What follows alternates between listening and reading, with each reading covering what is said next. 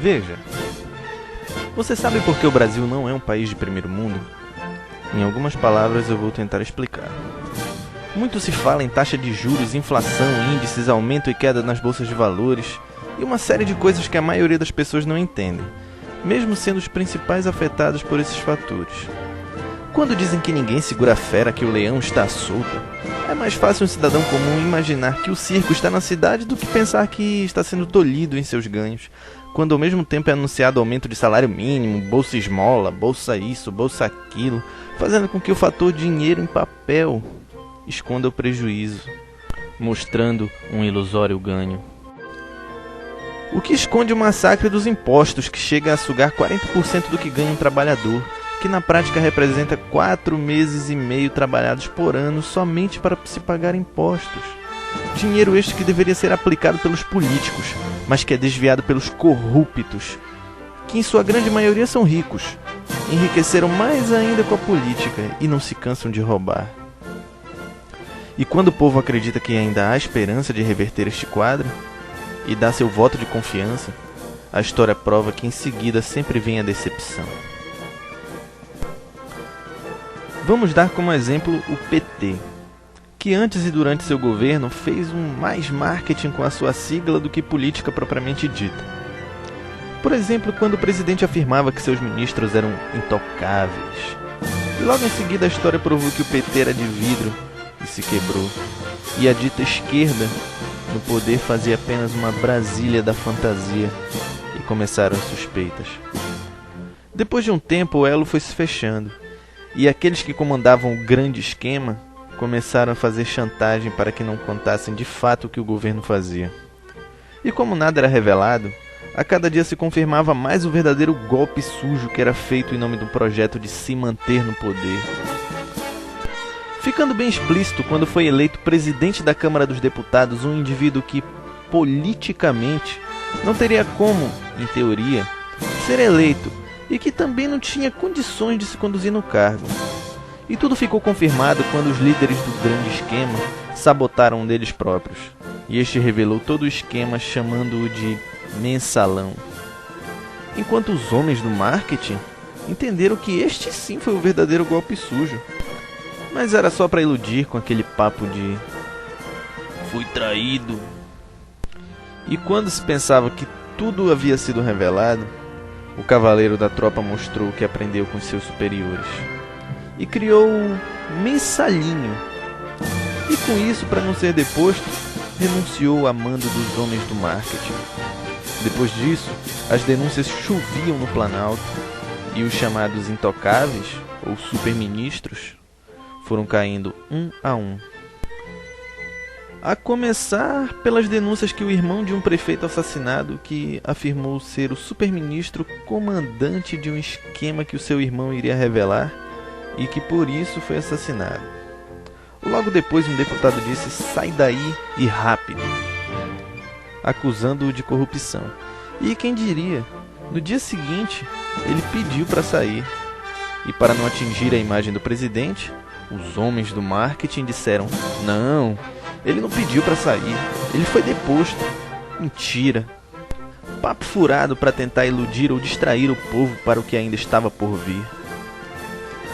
E o presidente ainda teve a cara de pau de dizer que quem apostasse contra o seu outro superministro iria perder. Balela. Os homens do marketing mandaram ele falar isso. Veja só, o superministro se achava tão autoritário, se julgava tão dono do poder, que mandou quebrar o sigilo bancário de um simples caseiro que trabalhava em uma das casas onde ele armava com os demais o grande esquema. E o superministro, de imprescindível, passou a ser vulnerável e caiu. Ele pediu para sair para não afetar a imagem do chefe, o presidente, mas os homens do marketing disseram que ele foi deposto porque aquilo era uma situação insustentável. Mentira! Era só para iludir. E quando pensávamos que os escândalos já haviam terminado, aí foi que eles apareceram mais. Descobriu-se que o PT havia mandado 15 milhões para o seu publicitário em contas fantasmas no exterior. Mas descobriu-se que isso era apenas a ponta do iceberg. Porque ficou provado e comprovado que a campanha do PT foi financiada com dólares de Cuba. Não declarados, e deram a isto o nome de Caixa 2. Mas os homens do marketing disseram que esta roubalheira toda era normal. E quando se pensava que acabava por aí, descobriu-se que o ministro que chegou a ser chamado de guerreiro mandou dólares para o exterior. O que ele acabou assumindo depois, talvez por seguir as ordens dos homens do marketing. E quando o país inteiro perguntava quem mais, não deu tempo nem de fechar a boca. Adivinhe quem apareceu? Os Pitbulls, que eram um grupo do MLST que invadiu o Congresso e depredou o prédio. E depois descobriu-se que este era mais um escândalo forjado pelos homens do marketing para o povo esquecer um pouco que o presidente era o vilão da história. Porque veio à tona que quem bancava estes vândalos era o próprio governo. Isto prova o quanto eles têm uma moral torta. Porque os deputados acusados foram absolvidos após acordos, mostrando quanto a corrupção é uma praga nacional. Quanto ao mensalão, eles foram chamados de o Bando dos 40. Logo depois descobriu-se um esquema de compra ilegal de ambulâncias, que foi denominado a Máfia das Sanguessugas. Era outro escândalo. E às vésperas da eleição, descobriu-se um chamado dossiê contra adversários do PT, que estes pagaram com dinheiro que não se sabe de onde veio. Será o Caixa 3? Mas apesar do país inteiro saber o que aconteceu, o presidente teve a cara de pau de dizer que não sabia nada. Isso é mentira. Todo mundo sabe que foram os homens do marketing que mandaram ele falar isso. Mas será que ele realmente não sabia? E se sabia, será que não ficou sabendo de nada que aconteceu, mesmo depois que o Homem-Bomba mostrou à nação o que acontecia? Mesmo quando ele provou quando e como o presidente foi alertado? Essa eu acho que doeu na estratégia dos homens do marketing. Porque, se realmente ele não sabia, fica provado que o presidente era apenas um político artificial, uma marionete do grande esquema. O que me faz pensar em uma outra situação parecida, que me faz pensar em chamá-lo da mesma maneira, mas de outra forma. E me faz pensar em alguns questionamentos. Será que esses bandidos têm salvação? Será que essa estrutura política, o governo e essa dita esquerda têm conserto?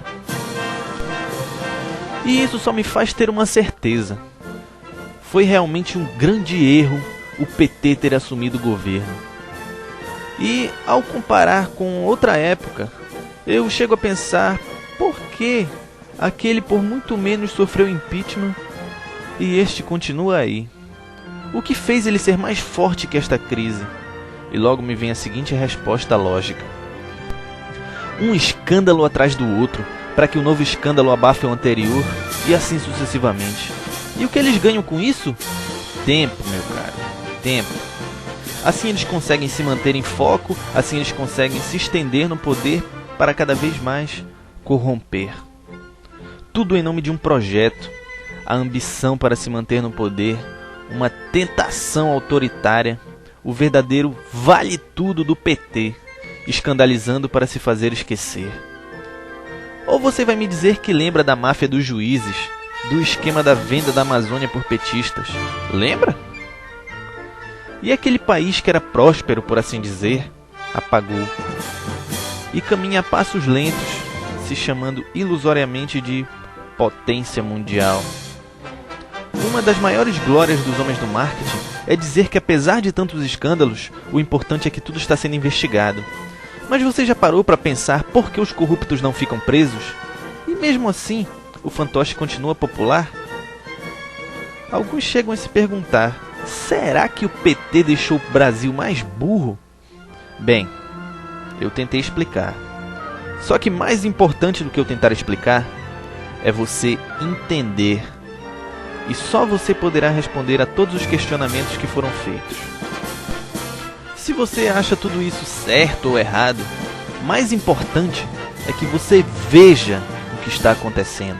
Se você não quiser ser inteligente ou racional, seja pelo menos decente consigo mesmo e responda como você pode.